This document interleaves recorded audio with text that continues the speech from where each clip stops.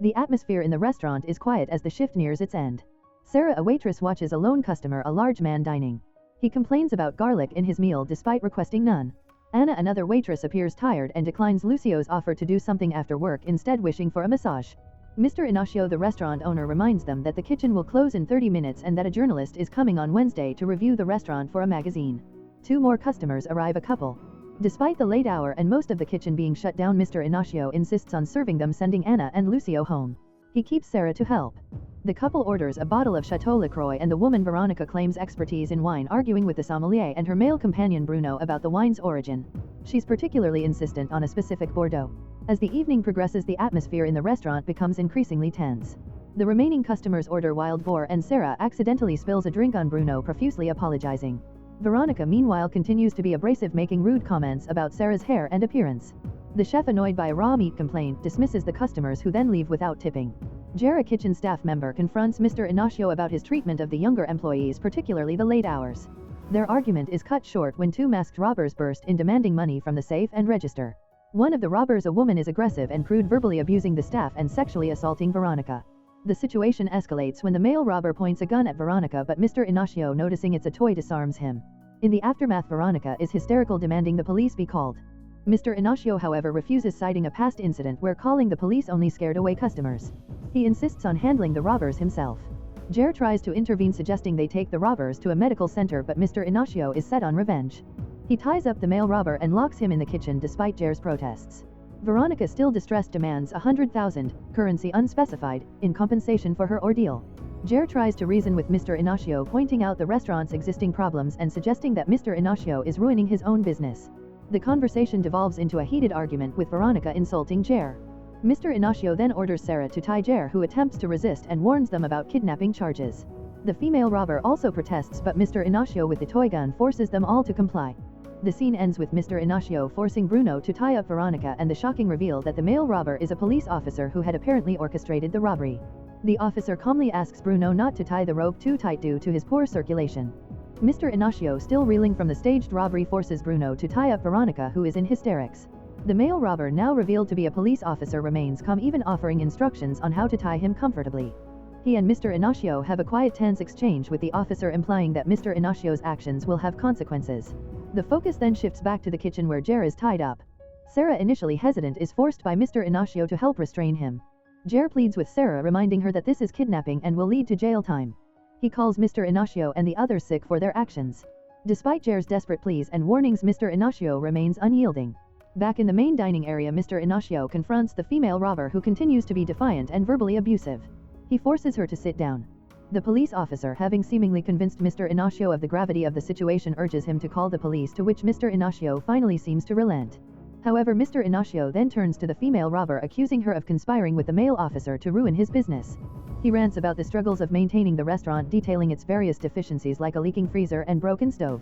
The female robber, no longer disguised, reveals herself to be a disgruntled former employee or acquaintance and angrily rebukes Mr. Ignacio, accusing him of being the cause of his own problems and calling him a nobody. She also insults Veronica, escalating the tension between them. The scene descends into chaos as Veronica, still tied up, continues to scream about the sexual assault and the smell on her, demanding money. Mr. Ignacio, increasingly unhinged, struggles to control the situation. The police officer, still tied up, attempts to de-escalate, suggesting they take the injured female robber to a medical center. He also warns Mr. Ignacio that if anyone dies, the restaurant will be cursed forever. Mr. Ignacio, convinced that Jer was involved in the setup, orders Sarah to tie Jer more securely.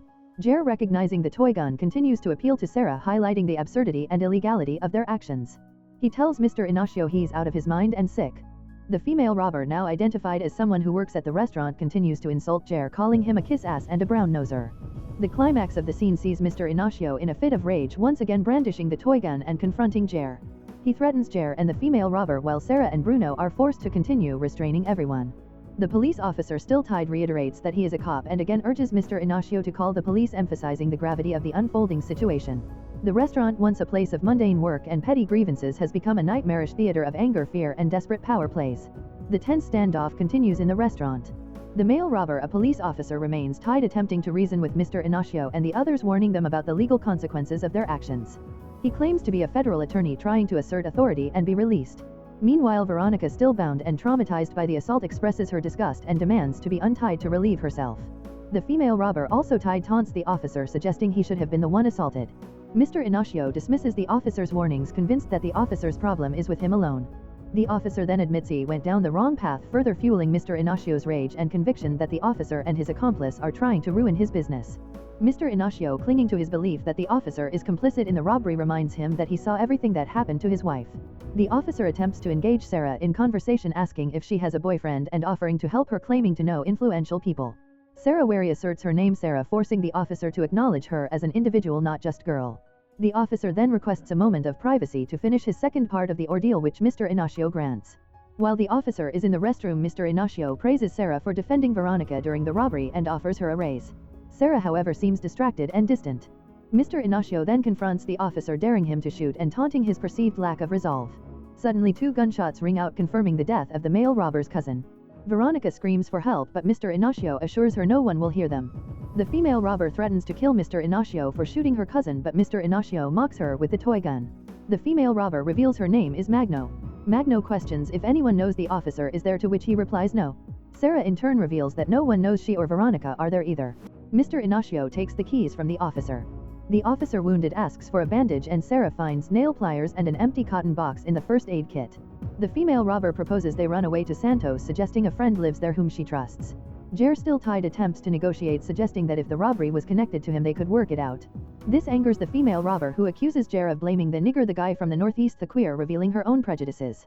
The male officer, now fully exposed as a former police officer who resigned from the restaurant last month, continues to taunt Mr. Ignacio. He claims the restaurant is nothing without his food, further infuriating Mr. Ignacio. Mr. Ignacio, convinced the former officer is trying to ruin his business, and the female robber who works at the restaurant continue their heated exchange. The female robber attempts to convince Jer that Sarah is also involved in the robbery, claiming that Sarah hates working there and was planning to go to the beach with Mr. Ignacio's money. Sarah denies these accusations. Mr. Ignacio, increasingly unstable, rants about his efforts to maintain the restaurant despite its problems. He orders Sarah to turn on music to drown out the noise, but then Lucio, another restaurant worker, appears, having returned to look for his lost phone. Sarah tries to send him away, but Lucio, seemingly drunk, insists on entering. Mr. Ignacio then attempts to coerce Jer into confessing to the robbery and the deaths, planning to record his confession. He taunts Jer, accusing him of being a coward and insulting his appearance. Jer, however, turns the tables, accusing Mr. Ignacio of being homophobic and the true instigator of the conflict. He suggests that Mr. Ignacio's real problem is with Jer's long hair, trimmed eyebrows, and flower fragrance. The chaotic scene culminates in a violent confrontation. The female robber, furious, reveals that it was Sarah's idea to plan the robbery, not hers, and that Sarah is her girl. Sarah denies this, but the female robber insists they were going to the beach with Mr. Ignacio's money. The female robber continues to insult Sarah, calling her filthy and denying ever knowing her. Sarah attempts to convince the female robber that the others are trying to turn them against each other.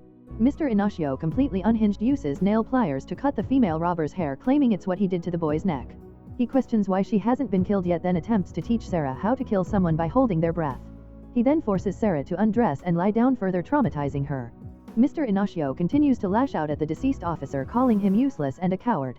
He hallucinates a conversation with the officer, who he believes is telling him to continue his actions. Sarah, exhausted and terrified, expresses her desire to escape with Mr. Ignacio to a distant place in the woods, but Mr. Ignacio refuses to abandon the restaurant. He then describes his grandmother's beef stew recipe in chilling detail, as if planning a meal. Finally, a desperate Jer manages to free himself and attempts to escape, but Mr. Ignacio stops him. Sarah, seizing an opportunity, finds a knife and confronts Mr. Ignacio. She hesitates, but the female robber encourages her to act. Mr. Ignacio, enraged, disarms Sarah, claiming he expected more from her. He taunts her, calling her small head and asserting his dominance. The scene shifts to a surreal sequence where Sarah and Mr. Ignacio are alone. He continues to torment her, questioning her identity. Sarah, in a state of dissociative shock, envisions a peaceful escape to the sea with a loved one. The film ends with Sarah stating, "It's inside me," implying that the trauma and violence have profoundly changed her. The ambiguous ending leaves the fate of Jer and the female robber and the full extent of Sarah's involvement open to interpretation. If you enjoy watching this video, then subscribe to Angel Recaps for the latest movies explanation.